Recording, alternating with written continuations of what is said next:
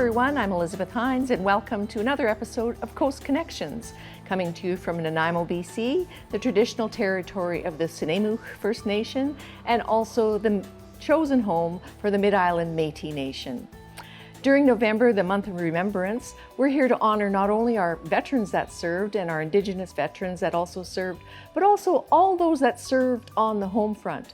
While those 1.1 million Canadians were off at war in Europe, what were the other 9.9 doing? Because at the time, 1939, Canada's population was about 11 million people and 10% of our population served overseas, but there was a lot going on the home front.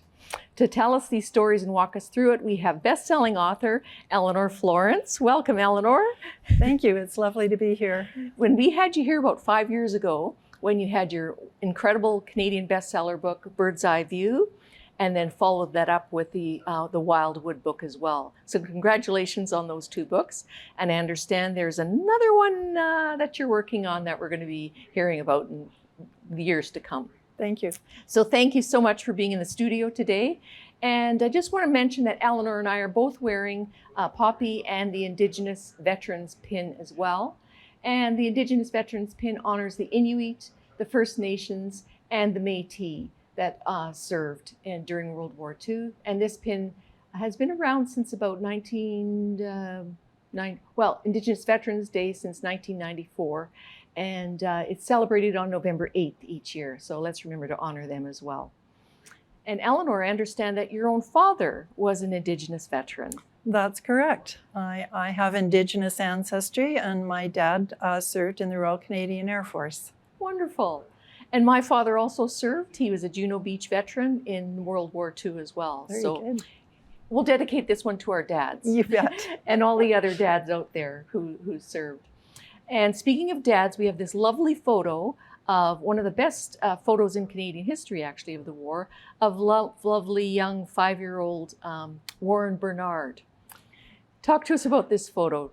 Well, it's become a very famous image. It was taken in New Westminster, BC, and it really captures the sorrow that mothers and kids felt when the dads all left, because basically what happened during the first year or two of the war, the men all left home, and women became functioning single parents for a number of years, and kids grew up forgetting what their dads looked like. Now, in this case, Warren's dad did come home 5 years later. There's another photograph of him greeting his little boy at the train station, who, of course, is now 10 years old. But yeah, it's a very emotional moment in history. Mm-hmm.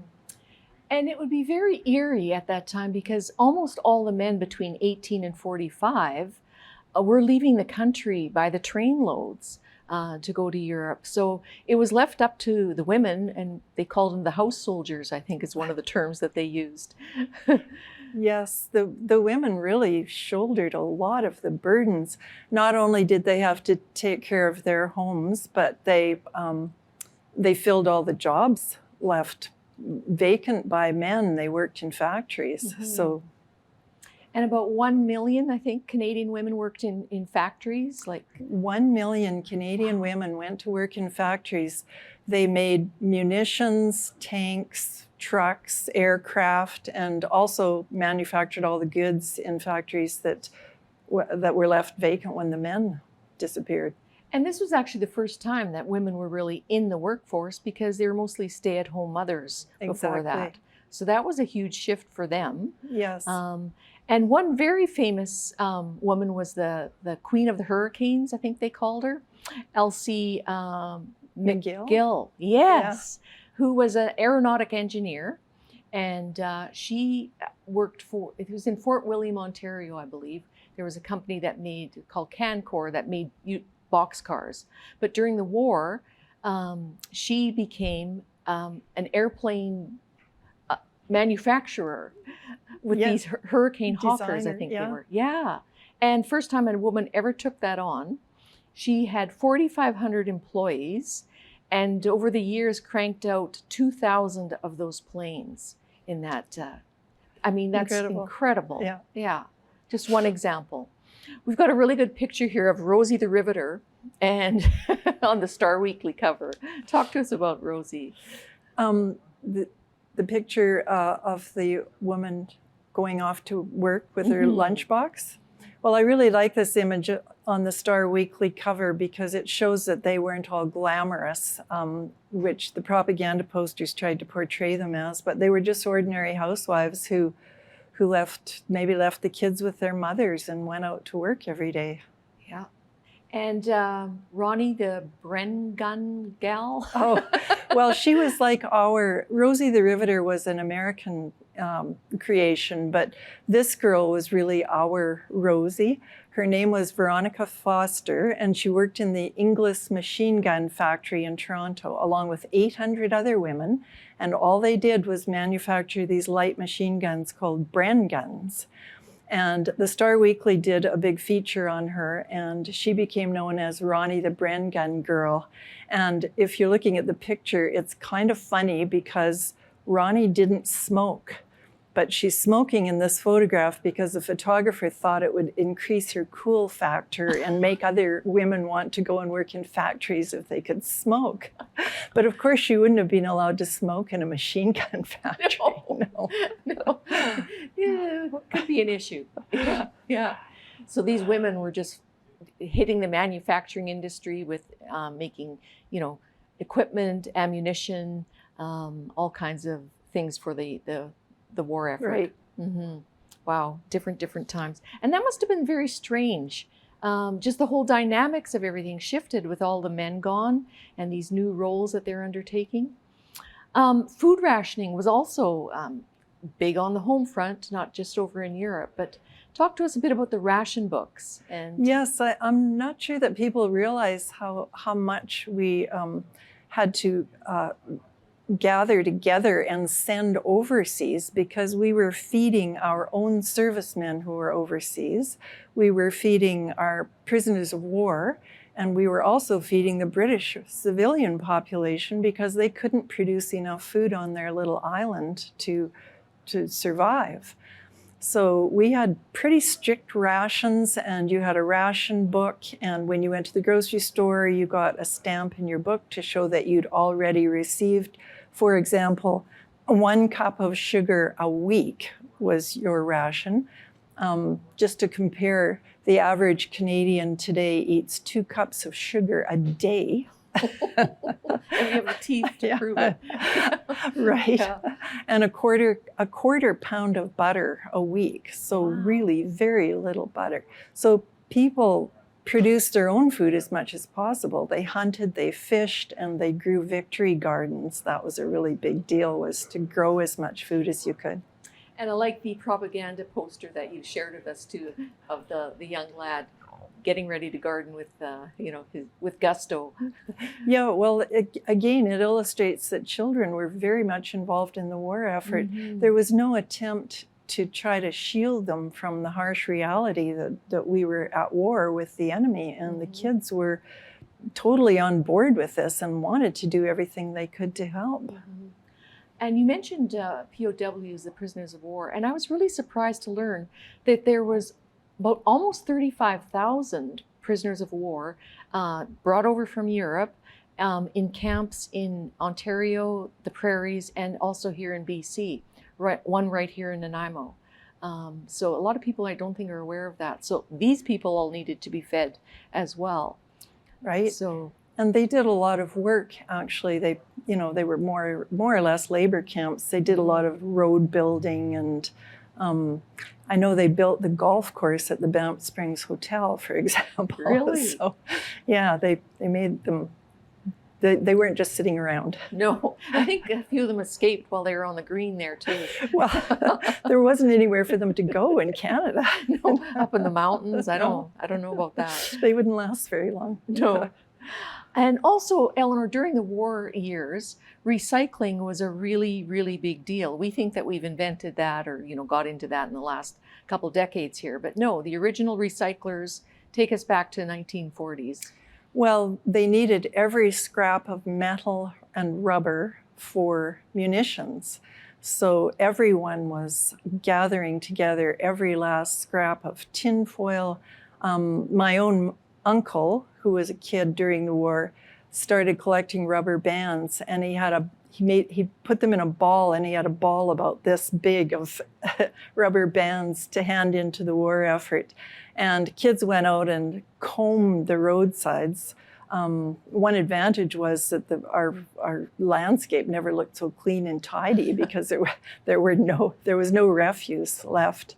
And nylon stockings, again, you've probably heard that women drew the seams on the backs of their legs with eyebrow pencil because they didn't have nylon stockings during the war. The nylon manufacturing all went towards parachutes.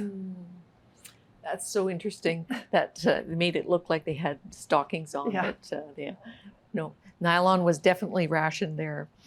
And the clothing, the types of clothing that they, in terms of nylon, but for wedding dresses during the war, what were they using? Because nylon was a huge big deal for any, wedding dress that was made there. So I guess they were compromising on those types of things too at that time. Well, I think that you'll see in most wartime weddings that the woman was just wearing a nice suit with a corsage.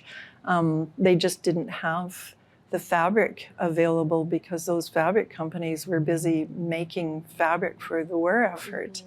And clothing just wasn't being made anymore. So people wore their clothes for a few years. And of course, the slogan was make, do, and mend. Yeah. So you mended until they were practically in rags. And mending isn't something we do anymore. We tend to just discard them and fill up the landfills. But I remember my own mother, darning socks, putting a light bulb inside it to make it nice and round and darning the socks. Right. And she said, during the war, that's what they did. They had to make things last and last and last. So, and that's when the skirts got a little shorter too, and the clothing got a little tighter because they were trying to save fabric. So the whole fashion industry changed to meet the demand, or the lower demand for fabric. Yeah. And was that sort of the first time women wore pants as well? Was during World War II? Yes, they had started wearing pants in the 20s and 30s, but for example, the women in the Royal Canadian Air Force Women's Division weren't allowed to wear pants with their uniforms until the end of the war. They lobbied long and hard before they were finally given permission to wear pants. Until then it was skirts. Imagine. Yeah. And knitting. Knitting became a big thing for men, women, children, the elderly people. Talk to us about the knitting effort. Well, knitting was just an absolute, act of patriotism. I mean, everybody knit. Cab drivers knit while they were waiting for their fares. Convicts in prison knit. Children knit. They taught kids in school to knit. Everyone was either knitting clothes for themselves because they were short of garments, but mainly they were knitting socks and sweaters for the guys overseas and sending stuff over to them. And trainloads of this would be collected and sent over. Huge. And a lot of that ended at the bottom of the Atlantic when these merchant marine ships were sunk. And the food production that was heading over there too, that was in great jeopardy with the bombardments of the ships. Food and mail. Let's talk a little bit about mail and how that became such a big thing during the war. That was absolutely huge because if you can imagine, obviously these guys couldn't phone home or email. So there was absolutely no way to stay in touch with your loved one. If you can imagine saying goodbye to somebody, knowing that you wouldn't see him again for years, and the only way that you had to make contact with him was by letter. So people on the Homefront wrote millions and millions of letters and sent millions of parcels. And it was considered a huge morale booster for the men overseas to receive letters at mail call. And, they were enduring some pretty harsh conditions. And just to get that letter from home and knowing that your wife or mother had touched it was so powerful. And even the guys who didn't really have anybody to write to them received letters. I know my own mother and her sister and her mother would all sit down every Sunday and they would write 10 or 15 letters to guys that they barely even knew, just so that they would have something. My grandfather was the postmaster in Battleford, Saskatchewan, and of course, a flood of mail went through the post office during wartime.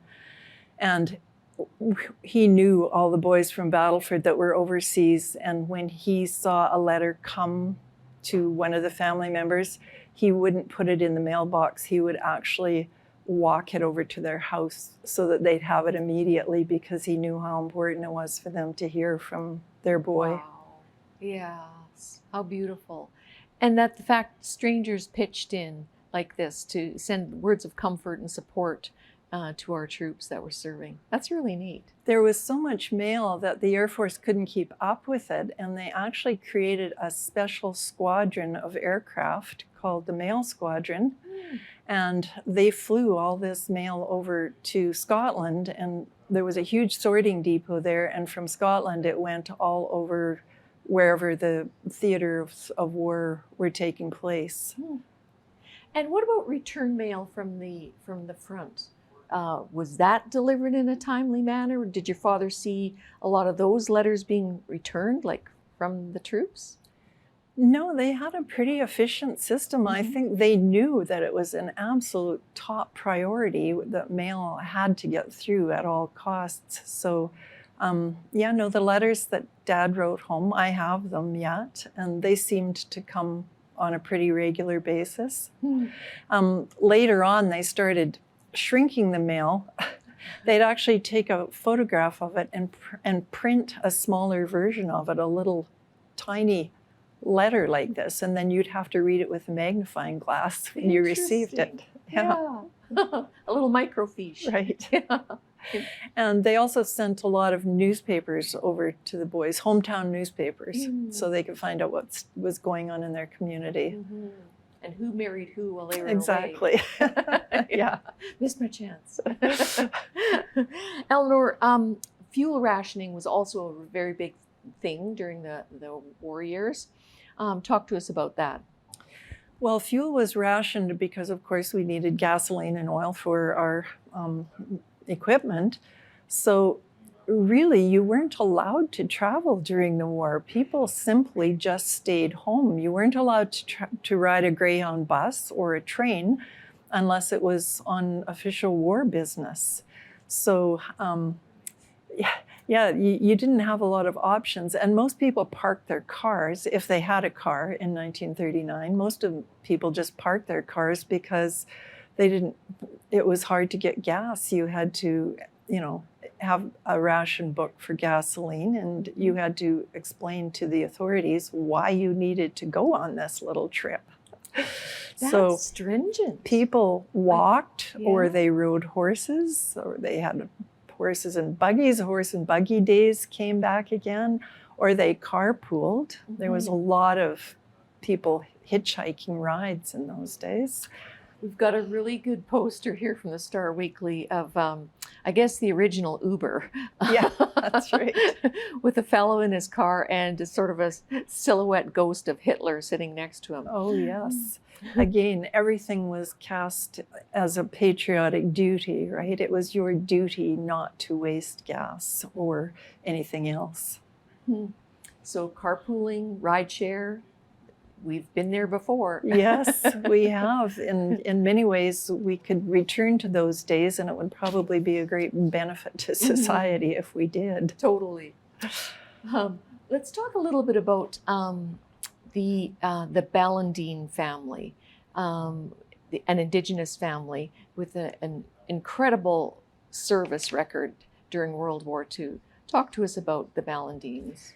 Yes, I wrote their story for my website, and all my war stories are published on my website if anyone wants to go there and look at them. I knew this family because they were from my hometown in Battleford, Saskatchewan, and their father had been a crack sniper in World War I, along with his brother. The two Ballandine boys went over there and came back, fortunately, and John Ballandine married and had 8 9 children, 8 sons. And then 10 years after the last boy was born, they had a little girl. So you can imagine how she was doted on. Yes. But during the war, all 8 Ballindine boys joined up. 5 of them went overseas. A couple of them followed in their father's footsteps and became snipers, saw combat duty. And while they were there, they wrote home to their parents all the time, and they actually got together and said that they wanted to buy Doreen, their little sister, a piano while they were away. Oh. So they saved money from their paychecks and sent it home, and Mr. and Mrs. Ballindine bought Doreen a piano, and the condition was that she had to learn how to play Mockingbird Hill before they came home. And she did. Oh.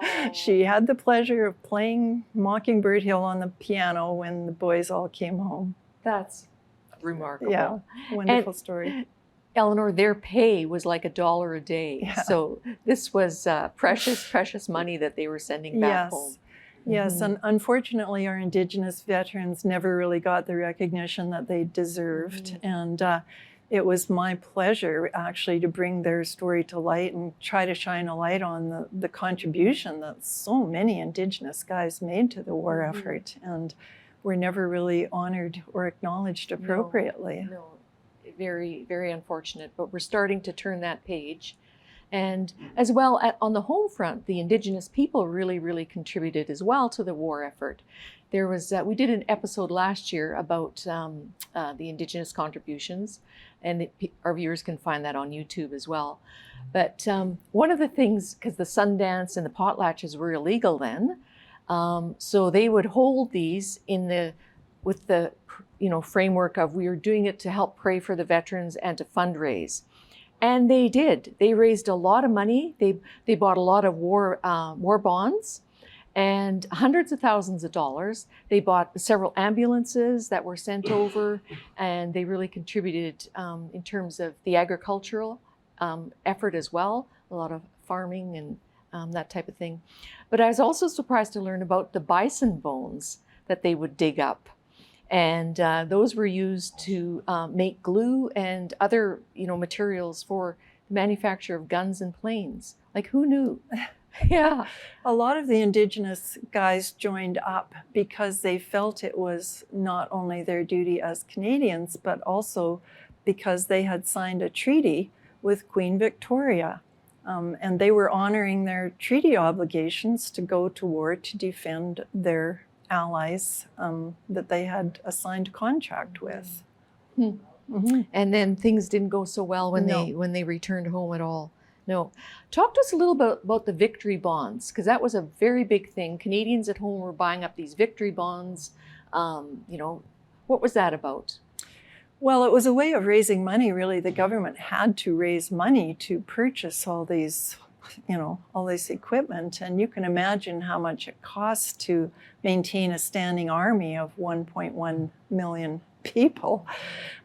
So they sold bonds to everyday Canadians. It was a kind of a forced savings plan, and people, even children, saved their money and sent it to the government, and the government used it that way. So it was also a way of not having to raise taxes rather than have people donate. Right. As a savings bond that they could supposedly redeem later at some point when the economy was They were able to redeem better. It later, yes. Yeah, very interesting. And Elinor, you yourself grew up on an Air Force training base in the prairies. Tell us briefly about that. Yeah. Just a couple minutes left here. The British Commonwealth Air Training Plan trained Commonwealth air crew in Canada. 130,000 men from all the Commonwealth countries came over here, and as a result, we had to create an additional about 100 airports in Canada, most of them on the prairies. And after the war ended, then of course the government didn't need all these airports, so they started selling them off. And my dad, when he came home, he was able to buy one of these airports, which had a barracks building on it. And it was perfect for farming because they'd cleared it all for runways. So it was 1 square mile of flat, empty nothing. And the barracks building, my parents renovated into our family home. So I actually grew up on a former air training base, and it's still there, and my brother's still farming there. That's remarkable. I think a lot of younger Canadians don't realize that all No. those flyers came over to Canada to learn Right. to fly. Yeah. Was your father a pilot? No, he wasn't. He was colorblind, so he washed out as aircrew, but he was really good at math, so he became a payroll officer, and he served in his first post was overseas, was in Newfoundland, because that was an overseas posting at the time. The Dominion of Newfoundland was a separate country. That's right. And from there he went to England and then to India. He was attached to a couple of our CAF squadrons in India. And your mother, was she a war bride, or was she? No, she grew up in Saskatchewan as well. Her father was the postmaster, and she was just a teenager during the war. And my dad came home still wearing his uniform, actually, and went to a dance and met the postmaster's daughter, and that was, they met right after the war ended. And that is woven into your Canadian bestseller, Bird's Eye View, as well, that story. So it's really quite lovely. And viewers can find your wonderful collection of Canadian history during World War II on your website, elinorflorence.com. And you just have, it's a labor of love, the way that you've collected all these stories. And I really encourage viewers to go there and check it out. Elinor, any closing thoughts as we wind down our interview today? Well, I just wanted to remind viewers that on Remembrance Day, while we are obviously thinking about the veterans, it would be nice to remember as well the contribution made by all Canadians at that time. They made many, many deep sacrifices in order that we live in freedom today. Well said. And so many of them paid the ultimate sacrifice too, didn't they, Elinor? Yeah. Thank you so much for joining us, Elinor. It's always a pleasure to talk to you. I just appreciate your attention to detail in your writing, and it's a very engaging style that you have. Thanks very much. And thank you for joining us during this month of remembrance, and to remember all those who served on the home front and our Indigenous veterans, as well as all of the veterans of World War II. Thank you, and we'll see you next time on Coast Connections.